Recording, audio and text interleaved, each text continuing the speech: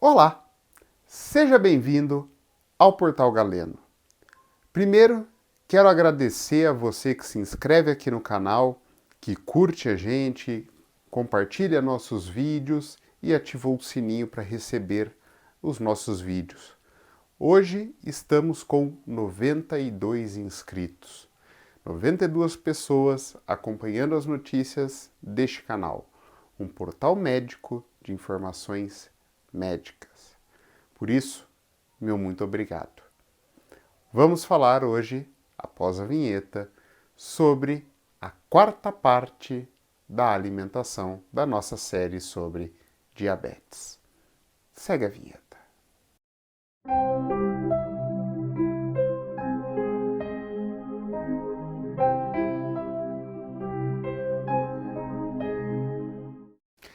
Pois muito bem, vamos dar sequência à explicação sobre a alimentação no diabetes. Este é o último vídeo sobre a parte alimentar especificamente, mas antes eu gostaria de ressalvar uma coisa.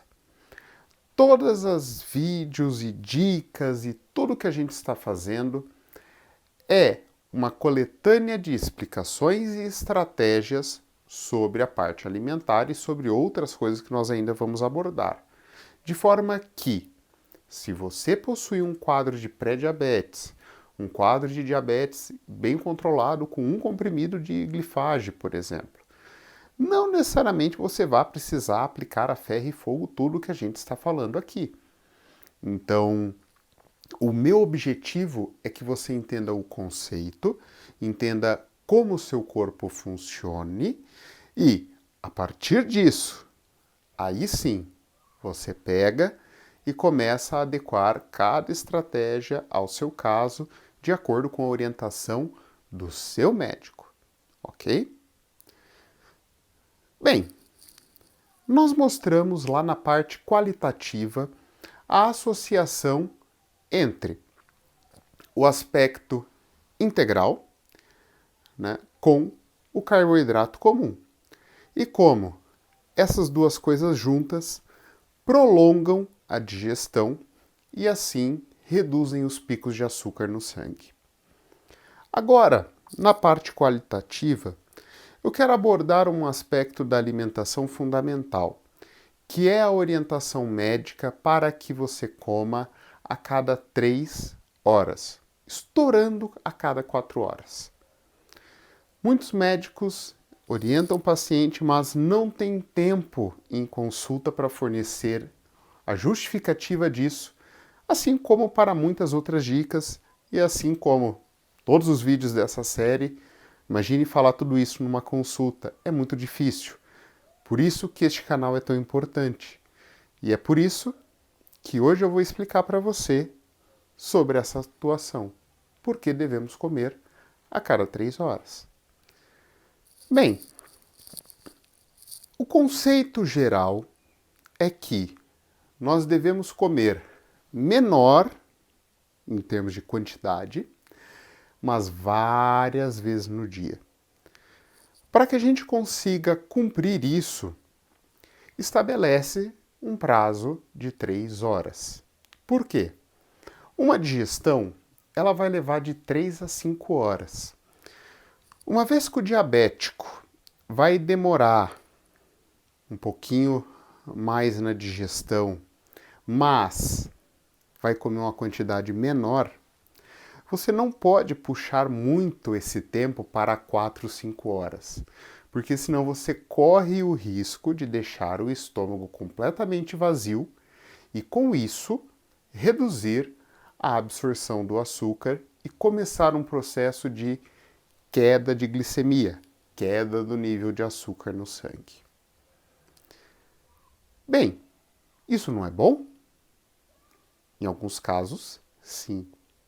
Se o seu valor de glicemia está lá em 180 e começa a cair para 150, 130, 120, show de bola. Mas se ele está lá na casa do 80 e começa a cair para 70, 60, dá problema. E é por isso que nós fazemos a orientação para que você coma a cada 3 horas. Assim, sempre o seu corpo está digerindo alguma coisa e sempre está repondo o açúcar. Então, o primeiro ponto é: por que comer a cada 3 horas? Reduzir a chance de hipoglicemia. E quando eu digo hipoglicemia, eu digo aquela hipoglicemia que você chega até a passar mal, ok? Então, esse é o nosso primeiro objetivo. Muitos devem estar olhando agora e pensando: poxa, doutor, mas é só isso? E a minha resposta é sim e não. Porque a hipoglicemia, ela tem um segundo efeito. E é esse segundo efeito que arrebenta o diabético. A hipoglicemia é perigosa, principalmente para quem usa insulina, e ela ocorre com grande frequência. Mas a hipoglicemia, ela é perigosa apenas se ela cai ao ponto de você perder os sentidos, desmaiar, cair, bater a cabeça, dar alguma coisa nesse sentido. Esse é o maior risco dela. Agora, esse segundo efeito, essa consequência da hipoglicemia que eu vou abordar, que é o segundo motivo, essa muitos de vocês provavelmente não saibam, que é hiperglicemia. Você não ouviu errado. A sua caixa de som não está com problema, seu celular não está com problema. Você pode ter hiperglicemia, ou seja, o valor do teu açúcar disparar por causa da hipoglicemia. E olha, não sei se já aconteceu com você, mas o que eu vejo de paciente chegando para mim e falando: doutor, eu fiquei 8 horas sem comer, quando eu fui picar meu dedo estava em 300. Não está no gibi. E esse é o grande risco do dia a dia, inclusive para o paciente que tem um diabetes mais controladinho e que às vezes nem usa muita insulina, né? Esse é o risco que nós queremos combater ao comer a cada 3 horas. Eu vou reduzir a minha imagem para o canto da tela e vou explicar como funciona isso. Por que é que a hipoglicemia, a queda brusca do açúcar no sangue, pode gerar a hiperglicemia? Basicamente, o nosso corpo possui como se fosse uma gangorra. A gangorra, eu fiz uma simulação aqui na tela, onde eu coloquei, de uma forma simples, né, a minha representação, onde eu coloquei um retângulo, como se fosse o elemento da gangorra, né, e um triângulozinho fazendo aquele ponto de equilíbrio no centro. Essa gangorra, ela, quando ela está em equilíbrio, ela não pende para nenhum lado, não mexe com ninguém. Mas vamos supor que o açúcar caia, ocorra a hipoglicemia. Nesse sentido, essa gangorra vai pender para um dos lados e o corpo, vendo que ocorreu uma queda do açúcar, vai ativar um hormônio chamado glucagon. Você não precisa gravar esse nome, tá? Mas só para saber que ele existe. Vai ativar um hormônio chamado glucagon e esse glucagon vai jogar açúcar no sangue. Enche o açúcar de sangue. Como o açúcar vai subir, naturalmente essa gangorra vai inverter e pender para o outro lado. Quando isso acontecer, o corpo ativa a insulina, que sai recolhendo o açúcar do sangue. E ao recolher esse açúcar, o açúcar volta a cair, a gangorra volta a pender para o outro lado, com glucagon e insulina atuando simultaneamente até atingir um ponto de equilíbrio. Agora, e o diabético? O que acontece com o diabético? O diabético, meus amigos, ele não possui insulina em quantidade suficiente. ou não possui praticamente nada de insulina, depende do nível do seu diabetes. Resultado, teu açúcar cai. Como resposta a isso, vai o glucagon jogar açúcar no sangue, e depois de jogar bastante açúcar no sangue, quando vai ativar a insulina para retirar o excesso, já era. Não tem insulina. E aí o açúcar fica elevado. Uma coisa que é importante vocês entenderem no nosso corpo, o nosso corpo não possui tantos mecanismos de controle. Não é como se fosse um termômetro que você coloca e fala, nossa, 39 está alto, vamos dar um remédio para a febre. 34, nossa, está baixo, vamos dar um chá quente. Né? Não existe isso.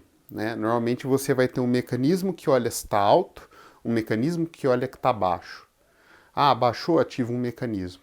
Subiu demais, ativa outro e desativa o outro. Então você vai atuando por compensação. Né?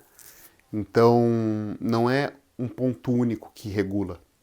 Né? E aí é mais um caso, você tem insulina para baixar, o glucagon para subir. Então, esse é um aspecto importante. Tá?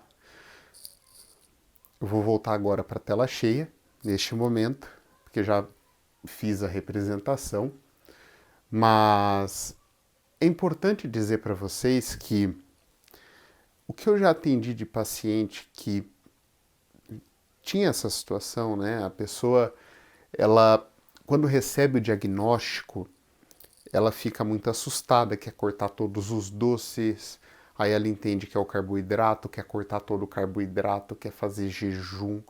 Ela às vezes vê lá o dedo dela tá em 200. Ela acabou de acordar, tá em 200. Nossa, não vou nem tomar café da manhã, não vou almoçar, não vou fazer nada. Aí chega lá no meio da tarde, ela completamente em jejum, 400. Isso acontece. Então, aí a pessoa vem para mim desesperada porque ela não sabe o que faz. E meus amigos, eu vou abordar as medicações mais para frente, mas a insulina, ela retira o açúcar do sangue, mas já pararam para pensar para onde que vai esse açúcar? Ele vai para as nossas células. Então, quando precisa botar esse açúcar de volta, as células têm açúcar para dar. Então, o glucagon joga esse açúcar para fora. A metformina, nós vamos abordar na parte dos remédios, atua retirando o açúcar e fazendo uma molécula chamada glicogênio. O que acontece? Vai lá o glucagon e joga açúcar no sangue. Então, o açúcar que você poupa com a medicação e que não é queimado e usado pela célula, ele fica disponível para caso o corpo precise. O que você não pode é sinalizar para o seu corpo de que você precisa daquele açúcar, porque o seu valor de glicemia está baixo.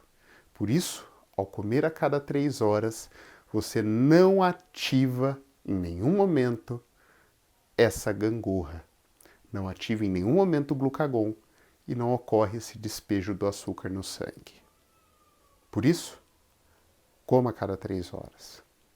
Evita a hipoglicemia e evita esse mecanismo do glucagon. Por esse vídeo é isso. Agradeço a você que está acompanhando a nossa série, que está acompanhando o Portal Galeno. Somos 92 inscritos agora. Muito obrigado a vocês. E eu tenho um novo site que eu vou deixar aqui também na descrição, doutorjoaoluiz.com.br. Obrigado a todos. Fiquem com Deus. Até a próxima.